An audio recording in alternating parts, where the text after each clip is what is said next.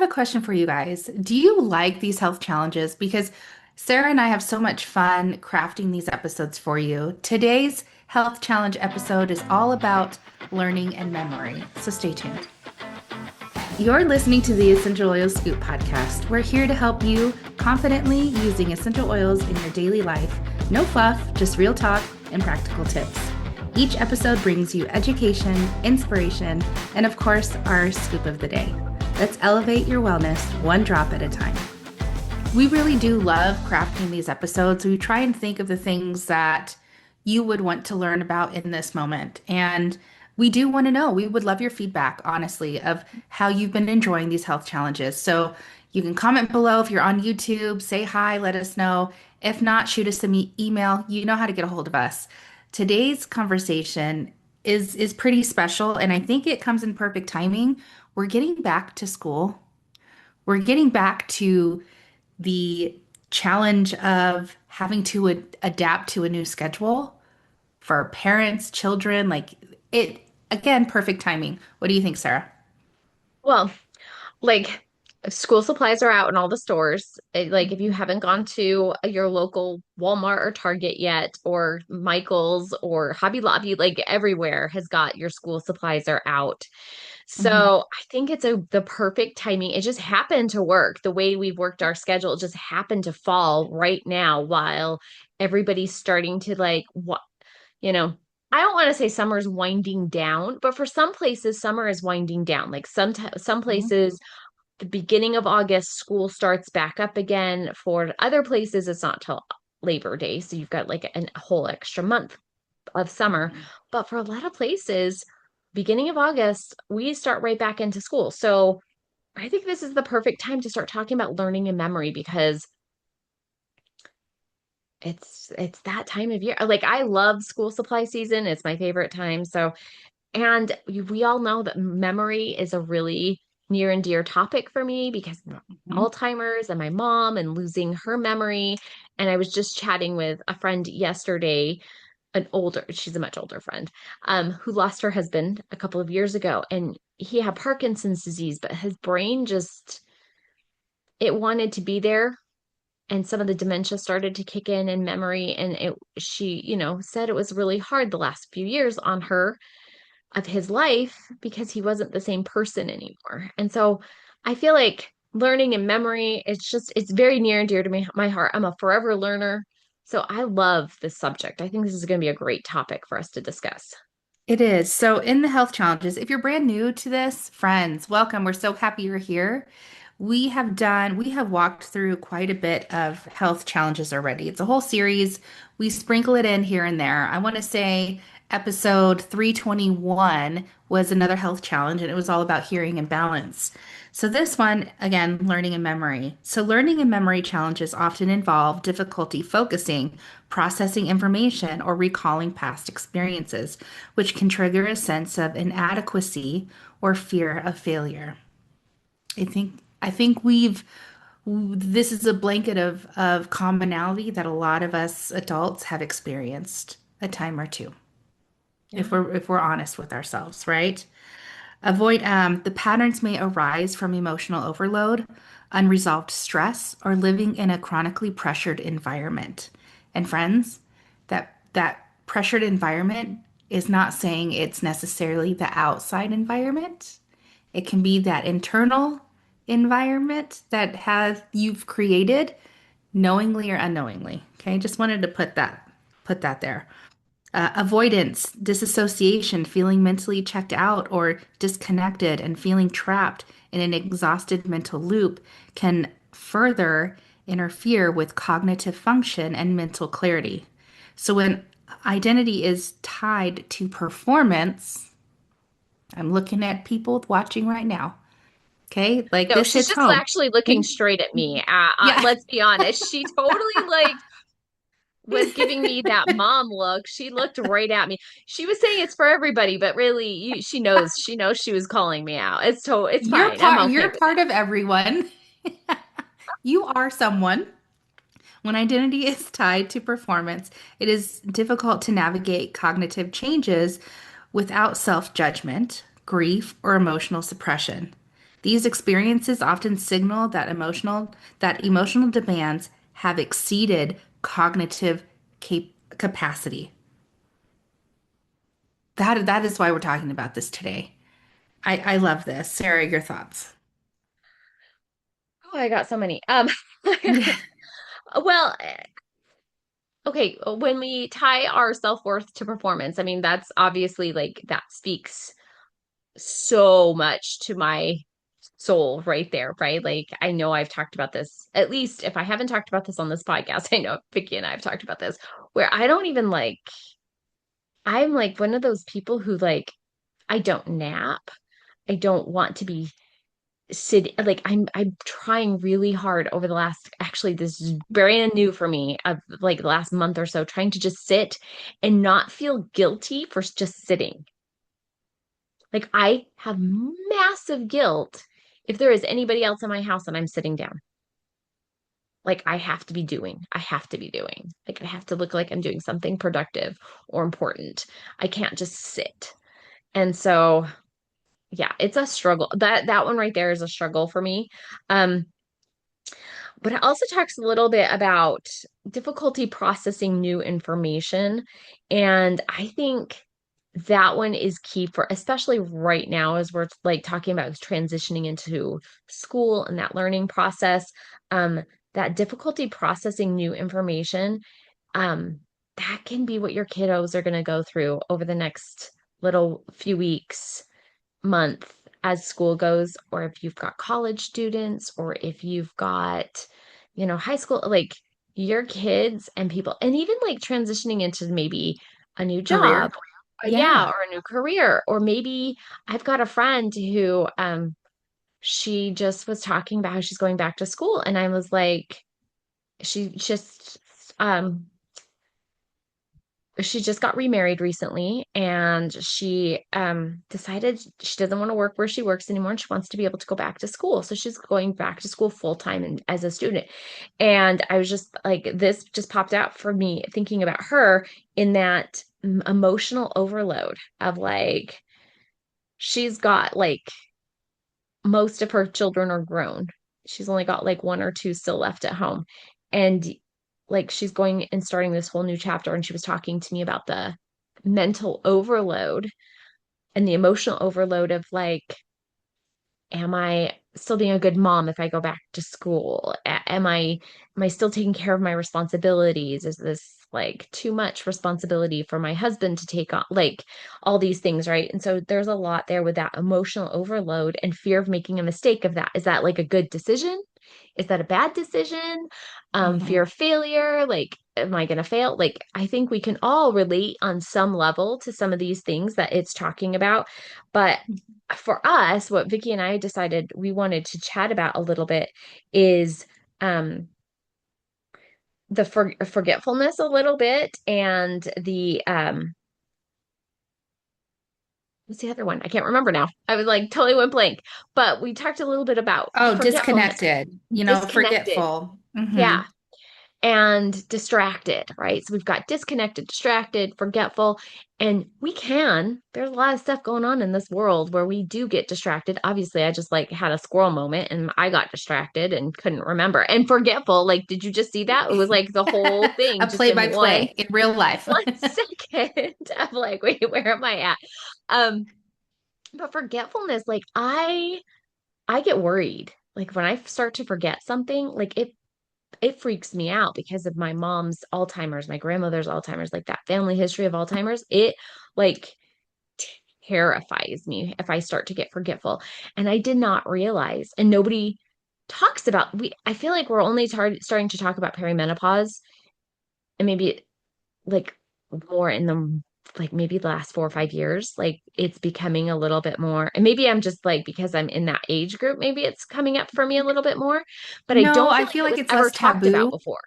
No, Yeah. no, no, I agree. Even that's so straight, but not really. I just had this conversation maybe 2 weeks ago with someone, and it could have even been you. I don't know now. I forget.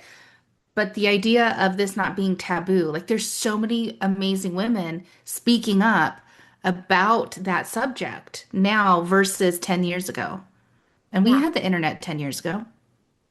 Like we had Facebook 10 years, like, but yeah, no, no, no. I think we're in that era of awareness and it's less taboo, which I'm Yeah. so grateful for. And not even like taboo, but I think the understanding, right? Because I Mhm. even The have still had clarity. conversations with my doctor, my primary care physician, who's just like, oh, well, it's that you're going through that age. And there's the some doctors are of the opinion that there's nothing more we can do for you. You just gently go into that good night, right? Like that's what I Mm. feel You is have the graduated to the next phase of yeah, being. No? welcome. You're going to gain weight. You're going to have these brain fog problems. You're going to have forgetfulness. You're going to have all these things with perimenopause.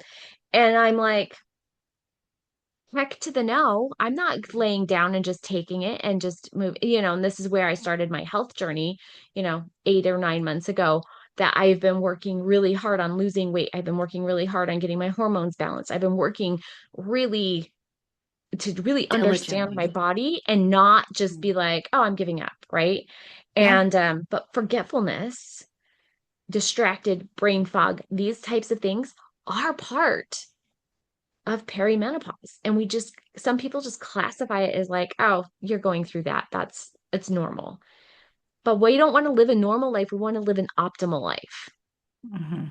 So let's talk about the oil that's really going to help us get through this, like forgetfulness, distracted, feeling like we are just going a million miles an hour and not having feeling disconnected. Like let's get into this best oil for this. Yes, so Sarah and I are in agreement. The oil we want to highlight because there's multiple in this category. Again, get the freaking book. We love you. Okay. Spanish sage. Spanish sage is the essential oil of memory while she's huffing that. Y'all, it smells so good. So get yourself a bottle. Do yourself a favor. Get yourself a bottle. Spanish sage is an ally when navigating memory and cognitive challenges. Memories are emotional and therefore difficulty accessing or recalling a memory can be deeply troubling. Yes, all facts here. Likewise, decreased cognitive ability can contribute to negative self evolution and low self esteem. Spanish sage has calming, sedative like properties. It is soothing and reassuring when individuals are feeling upset or embarrassed with their fluctuating abilities. Oh, heck to the yes. It's so mortifying when you're like, especially when we record. Like I had a brain I, fart right then and there, and it's just like, oh my gosh, I know the words. Or uh-huh. like, come on, you guys. You guys know how like I can recall stuff like no other. Like I can Oh, she's pull so good. and like Uh-huh. when I can't recall something, it frustrates me to no end. And I get so annoyed and like deeply troubling. I don't even think it's like the best words. Like I feel like frustration and anger for not being able to recall it is should be in there. But anyway, sorry, I Mhm. totally digress. But like No, it's so you didn't real. digress. This is perfect because again, I think it's extremely relatable. Yesterday, I had a really off day. Tech was not my friend. Trying everything under the sun, like having brain fog on top. Like I have normal brain fog. My hormones are a hot mess. Working on it, okay? But like to add another layer of stress does not help with anything. And did I remember to use Spanish Sage yesterday? No. No. So I was like, ugh, okay, I get to do better. So now it's on my desk in front of my face, and I've already used it today. But this is the thing, we have these oils to support us on a daily basis. And this conversation around memory about feeling disconnected, being forgetful.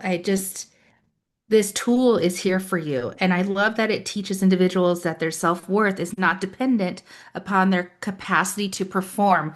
If yesterday Vicky only had that, I think it would have saved me a couple Kleenexes and a lot of four-letter words.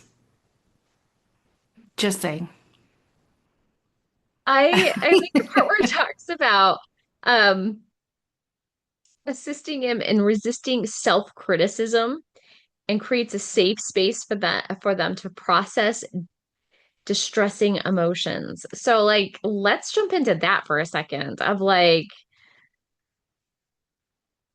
do you ever get into a self-criticism mode where you criticize the heck out of yourself? Like I Absolutely. know. I do. Like, I am not Hmm. perfect. I know that I do. I can get into self-criticism mode about being productive. I can get into a self-criticism mode about how Hmm. I look or what's going on, or like Hmm. I can get into it's very easy for me to fluctuate into that. Like if I start to get into that, it's very easy to like compound it, like almost like a snowball effect where you're just like you're in it, right? You're just in it. Because those heavier And emotions are easier for you to get to, much, much easier for you to get. That's why Sarah's saying it's a snowball. yeah, And just to bring awareness to this at a deeper level, you're triggered because has it has you being triggered has nothing to do with what you saw or heard. It's the internalizing conversation you have with it from mhm. here that we get to work on because none of that is the real issue. It's here. And you can't see me, but I'm pointing to myself. This oil helps them to understand that they are not inadequate because they now struggle in areas where they once excelled, which I think is hard, like especially as people age. Like I'm looking at my aging father, right? He's 95. I look at my aging aunt, she's 96, and they are so frustrated with what they used to be able to do, and now they can't. Just even like physically walking and moving, not, I mean, not talking about just memories, but like even memories are really funny because my aunt will remember a story one way and my dad will remember the exact same situation and remember it totally different. Totally different. And I'm like, which one is the real story? Right? Like there are some like family lore that I'm like, wait, what's the real story? Well, that makes me laugh because I've had these conversations with my sister, Rebecca, and we'll be looking at a photo. I'll be like, oh my gosh, do you remember blah, blah, blah? And my sister looks at me like, are you what? No, this is what I remember. I mean, it's wild. It's wild how we perceive the world around us and what our brains can recall or not recall in the manner that we do or not.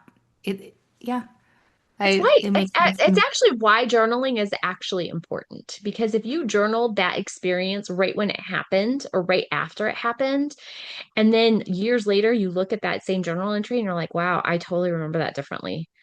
But what's more accurate, the immediate one or your fuzzy memory that's put extra stuff into it since then, right? Like Yeah.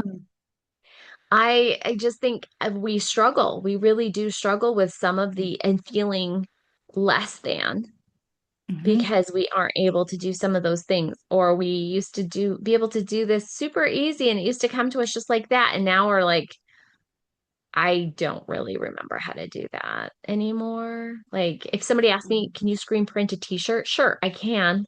Like it would take me, I'm very rusty, right? I haven't screen printed in a while. It would take me a hot minute to like remember all the steps. And I used to screen print on a daily basis, right? When I owned my screen printing company. And like I was asked last year to actually screen print some t-shirts and I bypassed a whole bunch of steps and I did it an easier way than I would have normally done it only because it was a small amount of t-shirts. And I remember just thinking, man, could I even like run my company the way I used to?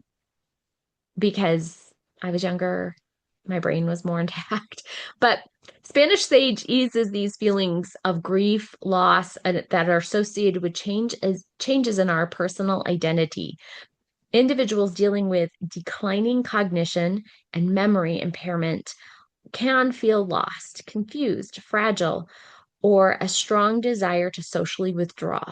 And we see that, right, with older people, our grandparents, our parents, we see them socially. My dad was like the most outgoing person, and he has withdrawn so much. Like he is not nearly as active socially as he used to be. Like he was like a social butterfly, so into every single group. And I mean, my I love dad that. was involved in every board known to man. Like I could tell you all the different boards, and every night as I was a teenager, he was at a different board meeting every single night of the week, different things that he was doing.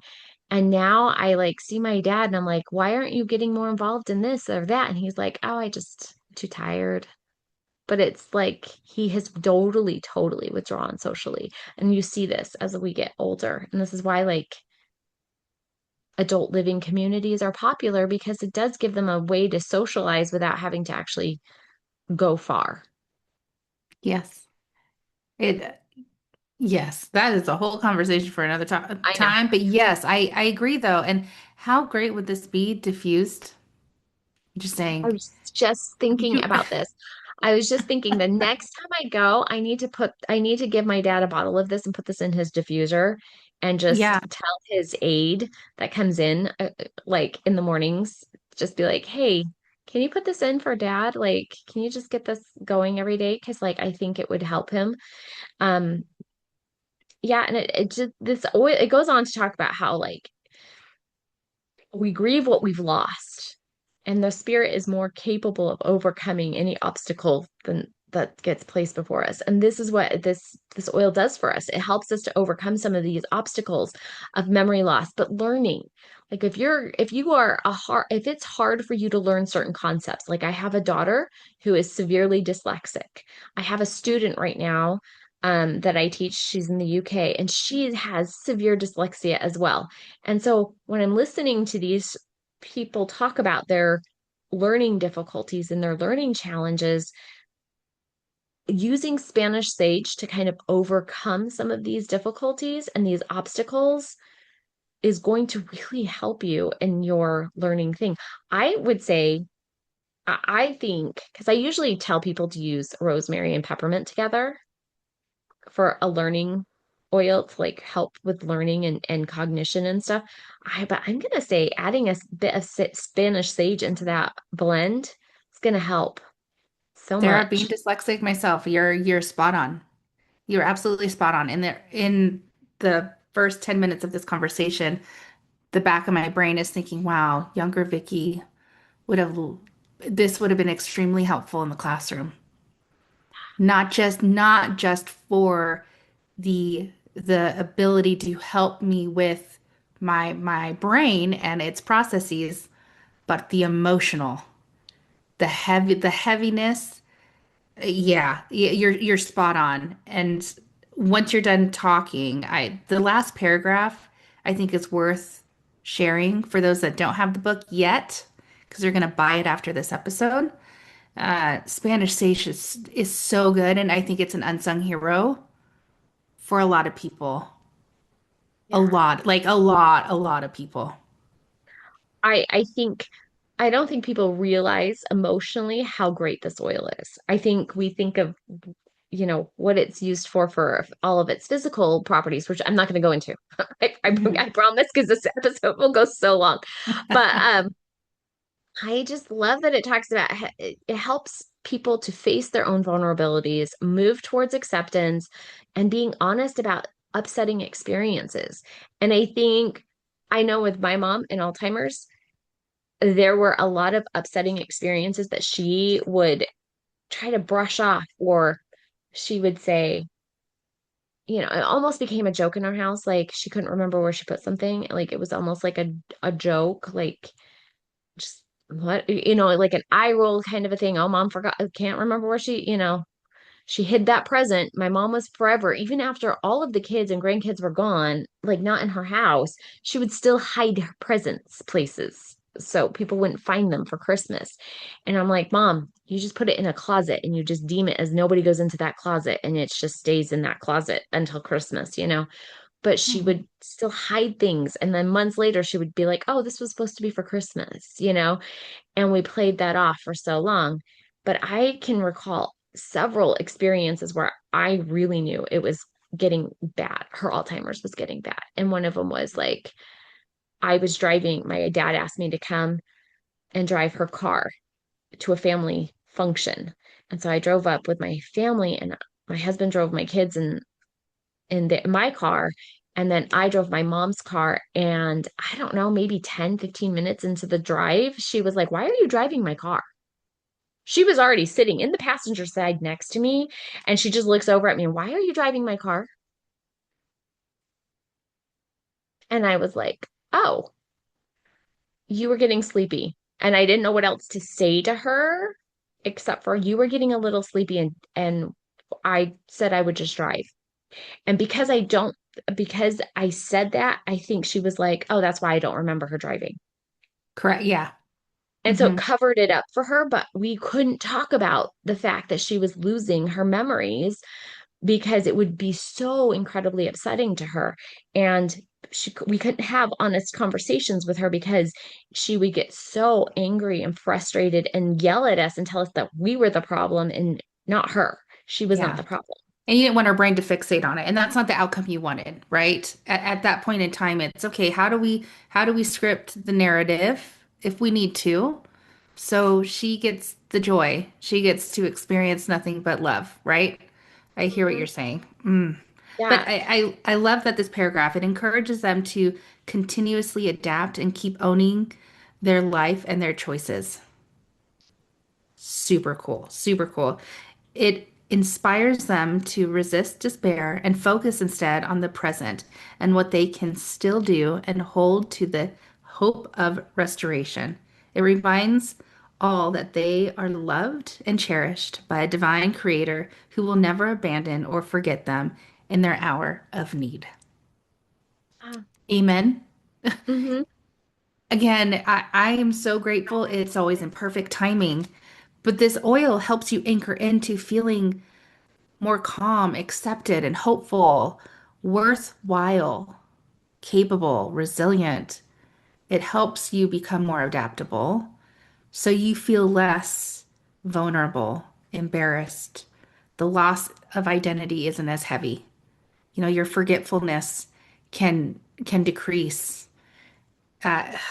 Self-critical friends, like I think every human has experienced at least two of these. These oils are here to help. I'm just gonna share my scoop. Get your bottle out, dust it off because I'm a good chunk of you. I'm not blaming you for not using it, but now you know. You can't unknow what you know, but you have to put the bottle in front of you where you will see it every day. Kitchen, bathroom, office, if you work from home, diffuse it. Please do Yeah. yourself a favor and diffuse it. And I would diffuse 4 or 5 drops in your diffuser, minimum. Oh yeah, for sure. I think you have to keep it out because you'll forget Yeah, if you right. don't keep it out. Like the Yes. irony of that, right? We have to keep it out so we don't forget to use it to help with our forgetfulness. No, but Yes, absolutely. I really feel like putting this because I know I've given my rosemary, peppermint, and lemon recipe before, but now after like going through this, I'm like, this needs to be added to your diffuser recipe. So if you're going to Mhm. diffuse, like if you're like in that learning mode, that memory mode, like you need to have recall, instant recall, peppermint is so good for this. And they've done lots and lots of studies on peppermint. That's why a lot of teachers give kids peppermint candies in class because it's so good for their memory recall. So pair this if you're doing like some homework or we're starting to get into new habits, right? Put this in with your peppermint, your rosemary, and your lemon in your diffuser. And even I personally would create a bottle. I would actually take an empty peppermint bottle or an empty rosemary bottle or empty Spanish sage bottle or something, or empty lemon bottle. And I would actually put in like probably 50 drops of Spanish sage. I would probably put another 50 drops of peppermint. And then I would definitely do like 60 maybe of lemon, 60 or 70 of lemon, and then put rosemary. And I'd probably do like 30 or 40 rosemary in the bottle. And Mhm. then that I would just keep that bottle right next to your diffuser, already blended, ready to go. And then you can just put like 5 or 6 drops and already blended, ready to go into your diffuser every time. It can, you can even put a Yeah. little white label on it that says homework blend, right? Like you could put this on that's just like, okay, it's homework time. Like, I don't know if you guys use diffusers the way I do, but like in the mornings, it's always peppermint and wild orange. In the afternoons, it's usually like citrus bloom. In the evening times for me, it's usually like serenity and balance. But this can be like the homework time for you. You could put this all into one bottle, have this be your homework blend, so it's homework time. So that's how I like think about diffusing things is by times of day, but whatever you Sarah, no, think. no, no, no, no. This was perfect. I was thinking when you were talking about the ratio in your 15 people, there's 250 drops of joy in a 15 milliliter bottle. So Sarah's ratio sounded high, but it's not. You can fit it in the bottle. My thought was, oh my gosh, I can put this in a bubble diffuser too. So it just always goes, Yeah. Oh, yeah. Yeah. right? A Like you could bubble put it in, diffuser or one of your wall plug-in yes, or diffusers. the wall plug-in. You could do Yeah. that. But anchoring the homework time, especially if you have littles, right? That are in pre-K all the way to whatever. There's always homework now, some Mhm. form of it. You can say without saying with your diffuser, it is time to now focus in on this task, whatever it is. I used to put peppermint on before I would go to my private clients for tutoring. I kid you not, because I didn't want to be in, I don't want to say intrusive, but I didn't want to bring a diffuser with me. So I was the walking diffuser. I, no joke, peppermint on one side and lemon on the other before every client. Oh, Miss Vicky, you smell so good. I was like, thank you. No, but really, what I was doing was I was anchoring them into focus. Yeah. Worked every It time, guys. It does. It really does. But yeah, I Yeah. love the idea of putting it into a regular. Yeah, that when I was saying that, I'm thinking of 50, like you're using a reusing a bottle, right? Like we have, Hmm. I don't know about you guys, but I have a bajillion empty bottles. I actually have a vase. But this would be great if you have an empty bottle that you can just like put all of that oil into and create this permanent blend that yeah, you put in your bubble, you put in your wall plug-in diffuser, or you just leave it by a regular diffuser and put it in Hmm. every day. Even reading, I was thinking about this for reading. Like, I know everybody has reading time with their kids, like the 15 or 20 minutes a day or whatever with reading. And I'm like, what a great blend to use when you're reading with your kids so they can focus better and get over some of maybe, I know with my daughter with dyslexia, it was reading time was a struggle with her, right? Like it was a big struggle. So this would I hated be, it. I was fearful of it. Like yeah. on a more physical level, you feel it, and it's so uncomfortable. Oh hmm yeah, And I was that friends. mom. I was Yeah. that mom that was like, oh no, we're doing it. You have to, like, we didn't skip. Even if it was really late at night, I was like, sorry, I know you're tired. I know you want to wait till tomorrow, but tomorrow's a different For day and you. that's a different 20 minutes that we have to do tomorrow. So Hmm. I was that parent though. I was the mean mom who made her read constantly for her reading Hmm. time. But I would use peppermint and lavender, I mean, peppermint and lemon at that time for her. And Hmm. now I'm wishing I did use rosemary too for her, but now I wish I had had Spanish sage available when she was little because this would be Hmm. so much better for that memory and recall. So Yeah. there's our scoops, guys. Thanks for tuning in, and we hope you enjoyed today's episode and are feeling inspired to dive in even deeper into the world of essential oils. Want exclusive offers, content, and recipes? Click on the newsletter link in the show notes today. Looking for even more wellness inspiration? Dive into our previous episodes and stay in the loop by following us on Facebook, YouTube, and Instagram at the Essential Oil Scoop Podcast.